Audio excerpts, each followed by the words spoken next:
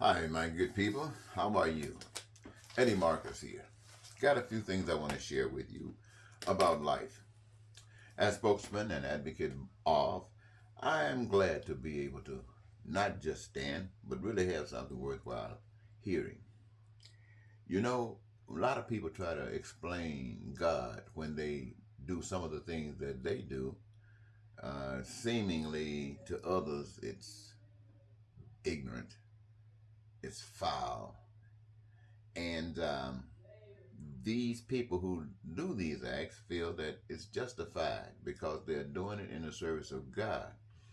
But people do these things because they do not know God. I would like to tell you, ladies and gentlemen, that God does nothing through you that causes pain and suffering to others. You do it because you are separated from God. You do it because you're separated from God. For instance, one of the first things you want to do is put people in jail and lock them up. Maybe there's some things you have to do to separate people from people, but you're not teaching a person anything. For instance, one of the main concerns today in America is guns, the excessive use of guns, the kind of guns that used in war being used on the streets, and people now are threatened everywhere they go. School, church, supermarket, walking down the street, parks, games, anything. Guns might just show up. But nothing seems to be done to try to get rid of guns. Why? Because where people express a lot of, engage themselves in a lot of evil acts, they know the end of that game. When you are doing ugly stuff, it's going to end in death.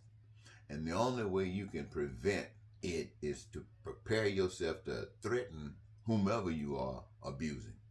And I say whom you are abusing, because you're the ones that got the guns to attack them when they come and get you, if they come and get you.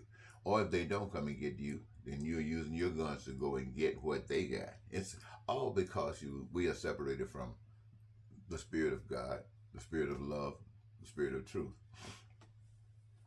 And so when we think about how do we deal with guns, how do we, well, we don't really think about it because I think I heard tonight that other countries, they have some guns, but they never have the kind of exploitation with them as we do here in America. But in America, there's a lot of stuff that's going on. In America, you got hatred amongst races and others.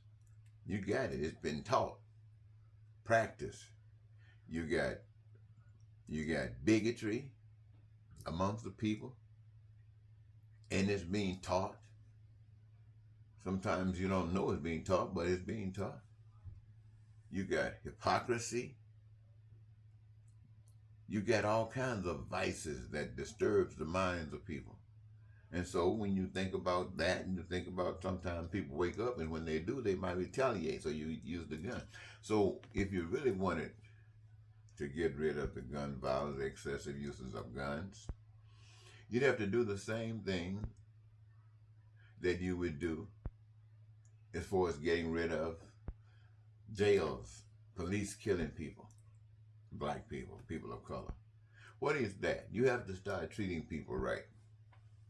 It seems like the hardest thing in the world to do is to start treating people right, treating people like you want to be treated.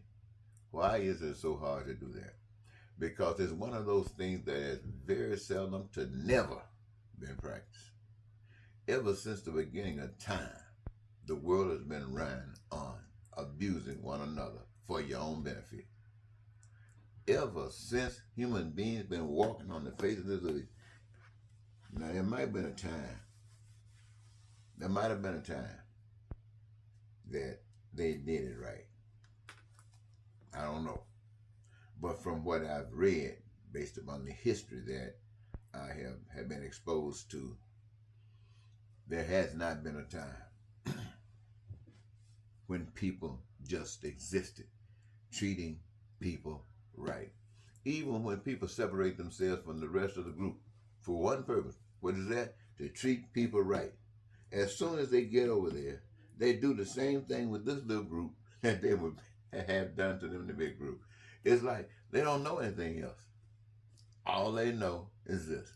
So I would suggest that anytime a person can come to you and tell you about life in a form and fashion, that all those things that you've always hoped for, wished for, and dreamed for, but never happened, tell you how they can be, you should listen.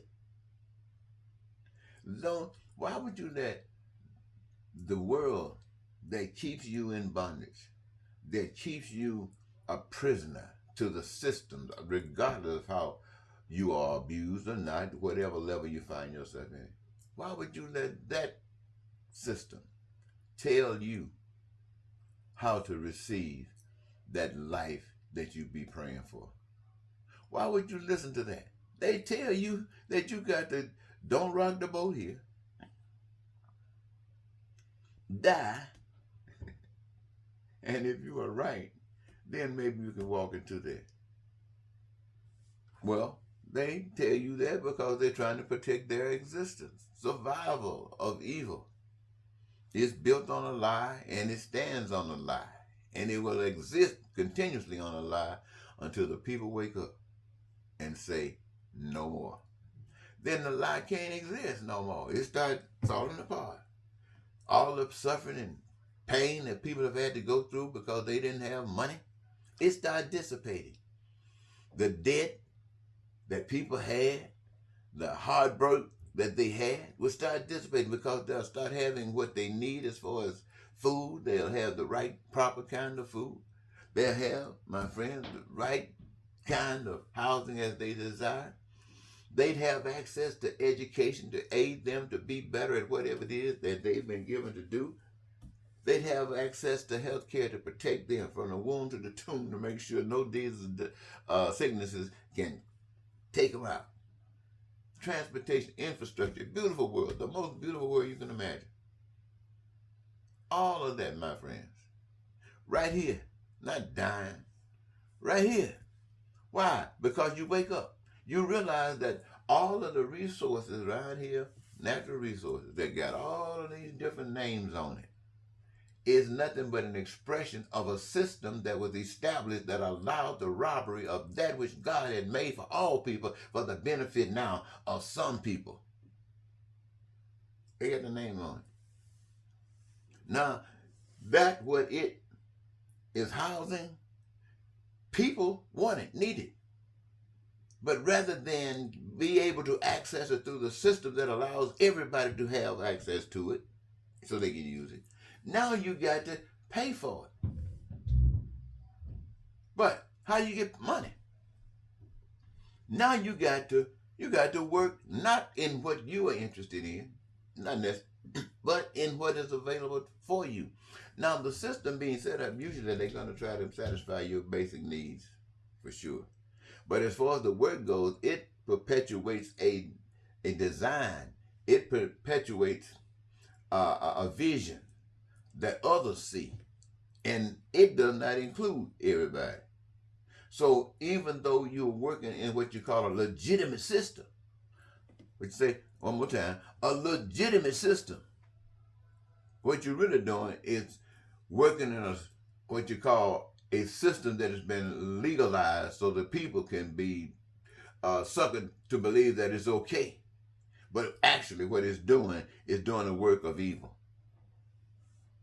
It's almost like a whorehouse. You say, well, I'm not the whore.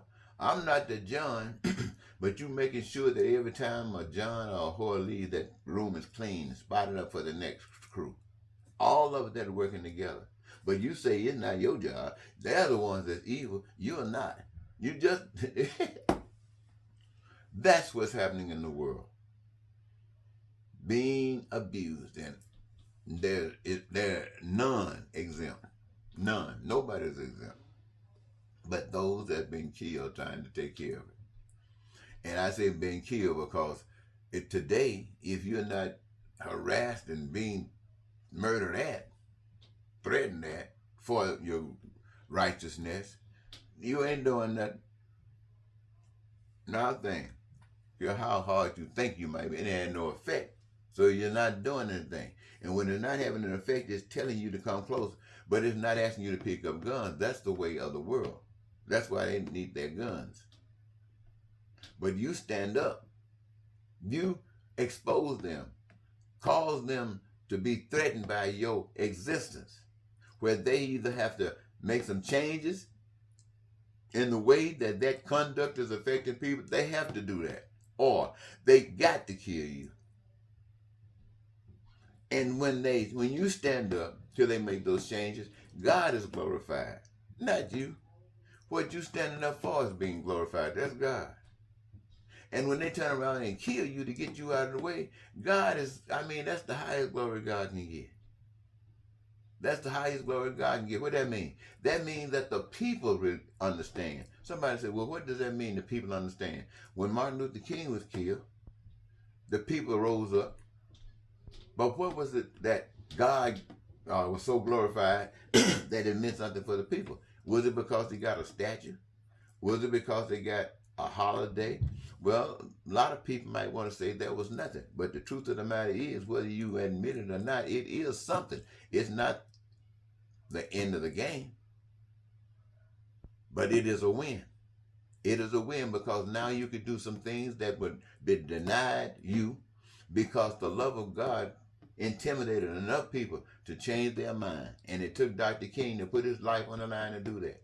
And it's calling on us to put our life on the line, to stand up for all people, not stand up taking sides.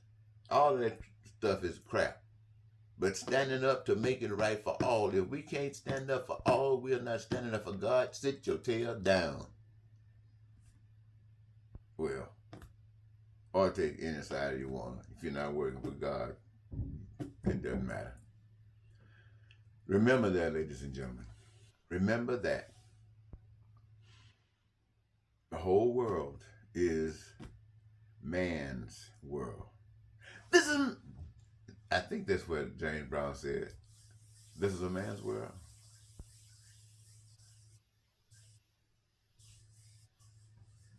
But God made it to be our world. As in heaven on earth. As in heaven on earth. Somebody say, well, I can't cheat. Goodbye for now.